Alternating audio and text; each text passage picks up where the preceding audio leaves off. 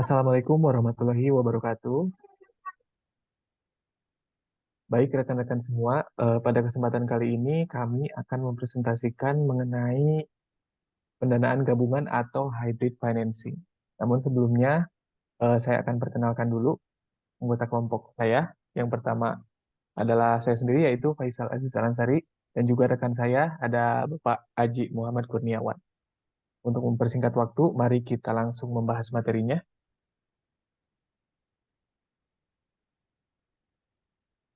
Jadi, pada kesempatan kali ini kita akan membahas tiga pokok pembahasan. Yang pertama adalah saham preferen, yang kedua adalah waran, dan juga yang ketiga adalah convertible. Di sini kami menjelaskan dahulu pengertian secara umum. Yang pertama adalah saham preferen. Saham preferen adalah gabungan atau hybrid antara obligasi dan saham biasa. Waran adalah sekuritas derivatif yang dikeluarkan oleh perusahaan untuk memfasilitasi pengeluaran tipe sekuritas lainnya. Dan yang ketiga adalah convertible, yaitu kombinasi fitur hutang atau saham preferen dan waran. Yang pertama yang akan kita bahas adalah saham preferen. Sebetulnya saham preferen ini sudah mungkin tidak asing bagi rekan-rekan semua karena di pertemuan sebelumnya kita sudah membahas sedikit mengenai saham preferen. Jadi saham preferen adalah gabungan atau hybrid antara obligasi dan saham biasa. Artinya selain memiliki karakteristik seperti obligasi, saham preferen juga memiliki karakteristik saham biasa.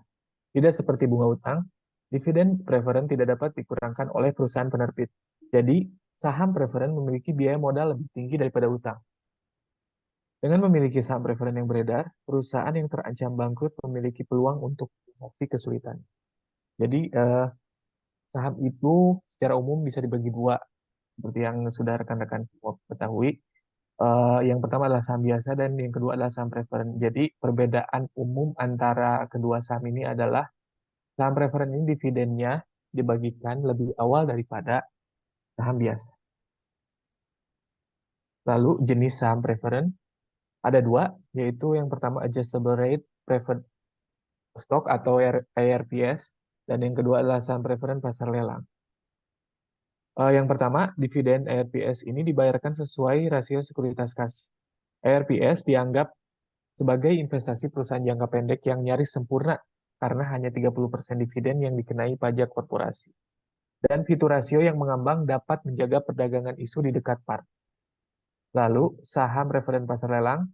Dalam pasar ini, penjamin emisi atau underwriter melakukan pelelangan setiap 7 minggu. Pembeli membayar penjual nilai nominal sehingga penyelenggara yakin bahwa saham mereka dapat dijual setara. Lalu, keunggulan dari pandangan emiten. Keunggulan dari saham preferen yang pertama adalah kewajiban membayar dividen preferen tidak kaku dan memberikan dividen preferen tidak dapat memaksa perusahaan jadi bangkrut. Lalu keunggulan yang kedua adalah perusahaan menghindari pengenceran dilusi ekuitas bersama yang terjadi saat saham dijual. Lalu yang ketiga, karena saham preferen terkadang tidak memiliki jatuh tempo dan karena pembayaran dana pelunasan atau sinking fund jika ada biasanya tersebar dalam jangka panjang. Penerbitan preferen mengurangi arus kas yang mengalir dari pelunasan pokok yang terjadi dengan masalah utang. Lalu kelemahan dari saham preferen sama ini berdasarkan sudut pandang dari emiten. Yang pertama, kelemahannya adalah dividen saham preferen ini biasanya tidak dapat dikurangi bagi penerbit. Maka biaya setelah pajak preferen biasanya lebih tinggi daripada biaya setelah pajak dari utang. Namun, keuntungan pajak preferen pembeli menurunkan biaya sebelum pajak dan juga biaya efektifnya. Lalu kelemahan yang kedua adalah dividen preferen dianggap sebagai biaya tetap. Oleh karena itu, penunaiannya layaknya utang, meningkatkan risiko finansial dan biaya ekuitas. Lalu selanjutnya adalah pembahasan mengenai waran. Waran ini adalah sertifikat yang dikeluarkan oleh perusahaan yang memberi pemegang saham hak untuk membeli sejumlah saham perusahaan tersebut dengan harga tertentu dan untuk jangka waktu tertentu. Umumnya, waran dikeluarkan bersamaan dengan utang. Hal ini digunakan untuk mendorong investor membeli utang jangka panjang dengan tingkat kupon lebih rendah daripada yang seharusnya diminta. Waran adalah opsi beli jangka panjang yang memiliki nilai karena pemegang dapat membeli saham biasa perusahaan dengan harga pelaksanaan tanpa memperhatikan seberapa tinggi kenaikan harga pasar. Lalu harga pasar perdana obligasi dengan waran. Isu utama dalam menetapkan persyaratan kesepakatan obligasi dengan waran adalah menilai warannya. Namun, ada perbedaan utama antara opsi beli dan waran. Ketika ada opsi beli digunakan, saham yang diberikan pada pemegang opsi berasal dari pasar sekunder. Tetapi ketika waran ditunaikan, saham yang diberikan pada pemegang waran dapat berasal dari saham yang baru terbit atau saham treasury dari perusahaan yang baru dibeli. Artinya, penunaian waran mengincarkan nilai ekuitas asli, sehingga nilai waran asli berbeda dari nilai opsi beli serupa. Lalu penggunaan waran dalam pendanaan.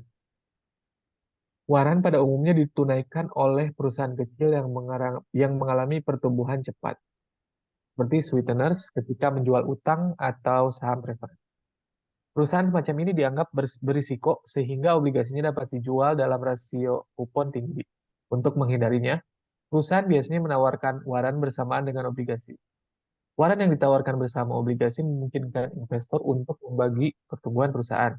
Jadi, investor menanggung bunga yang lebih rendah karena obligasi dan waran memiliki karakteristik utang dan ekuitas.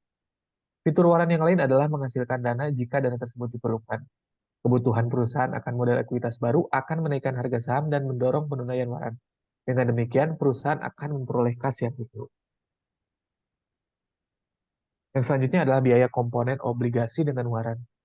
Return yang lebih tinggi mencerminkan fakta bahwa penerbitan beresiko bagi investor daripada utang langsung karena sebagian besar return diharapkan masuk dalam bentuk apresiasi harga saham. Dan bagian return tersebut lebih berisiko daripada pendapatan bunga.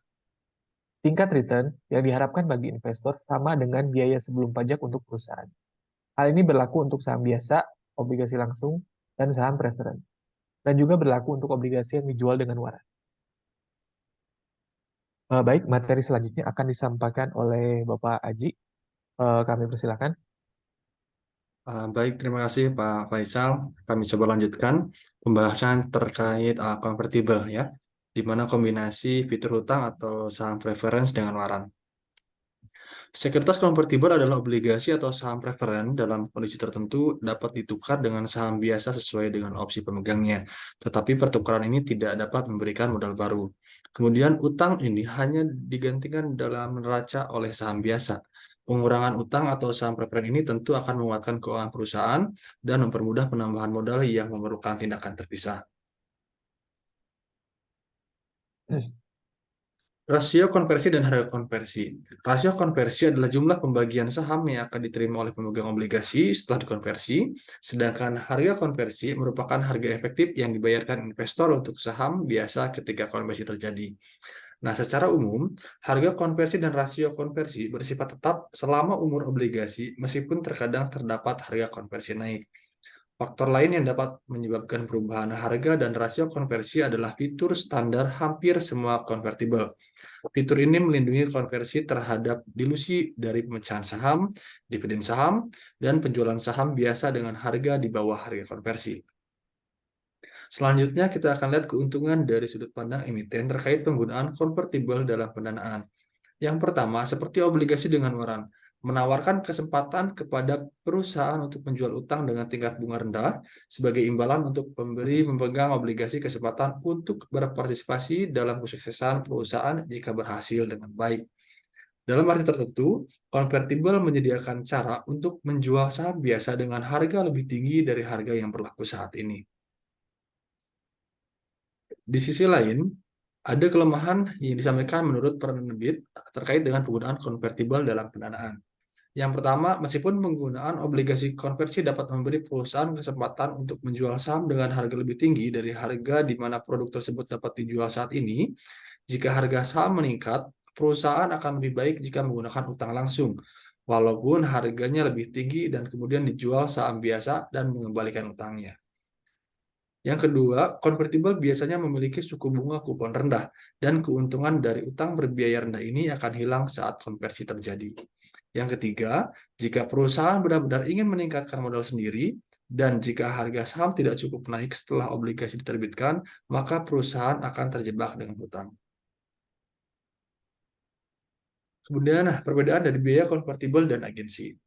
Potensi konflik agensi antara pemegang obligasi dan pemegang saham adalah substitusi aset, yang juga dikenal dengan bet atau umpan, dan switch atau peralihan. Sekuritas konvertibel adalah salah satu cara untuk mengurangi jenis biaya agensi. Jika nilai perusahaan ternyata lebih tinggi dari yang diharapkan, maka pemegang obligasi dapat mengubah utangnya menjadi ekuitas dan mendapatkan keuntungan dari investasi yang berhasil. Oleh karena itu, pemegang obligasi bersedia mengenakan suku bunga yang lebih rendah pada barang konvertibel, yang dapat meminimalkan biaya agensi. Pertimbangan biaya agen berbeda karena informasi asimetris antara manajer dan calon pemegang saham baru.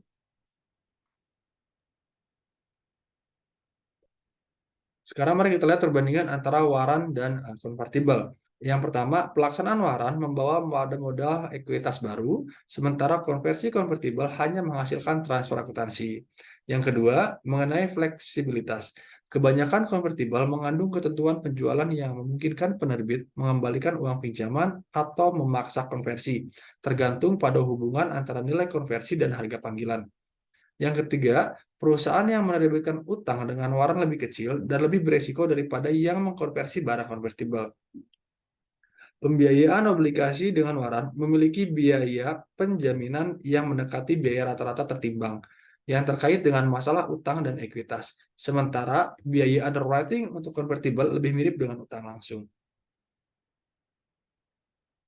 Terakhir, bagaimana cara pelaporan laba ketika waran atau konvertibel beredar? Yang pertama, dengan menggunakan IPS dasar. Dihitung sebagai pendapatan yang tersedia bagi pemegang saham, biasa dibagi rata-rata jumlah saham yang benar-benar beredar selama periode tertentu. Kemudian, dilihat dari IPS primer, yang dihitung sebagai pendapatan yang tersedia dibagi dengan jumlah rata-rata saham yang pasti beredar jika waran dan konvertibel yang kemungkinan akan dikonversi dalam waktu dekat sebenarnya telah dieksekusi atau dikonversi. Kemudian lihat dari IPS dilusian yang serupa dengan IPS primer, kecuali bahwa semua waran dan konvertibel diasumsikan dilakukan atau dikonversi, terlepas dari kemungkinan ditunaikan atau dikonversi. Baik, begitu barangkali Pak Faisal terkait materi konvertibel kami kembalikan kepada Pak Faisal. Baik, terima kasih atas penyampaian materinya, Pak Aji. Eh, Mungkin sekian yang dapat kami sampaikan. Apabila rekan-rekan ada yang memiliki pertanyaan ataupun ingin berdiskusi lebih lanjut mengenai materi yang telah kita sampaikan, dapat langsung eh, berdiskusi di kolom komentar. Baik, terima kasih atas perhatian rekan-rekan semua. Kami tutup presentasi pada kesempatan kali ini. Wassalamualaikum warahmatullahi wabarakatuh.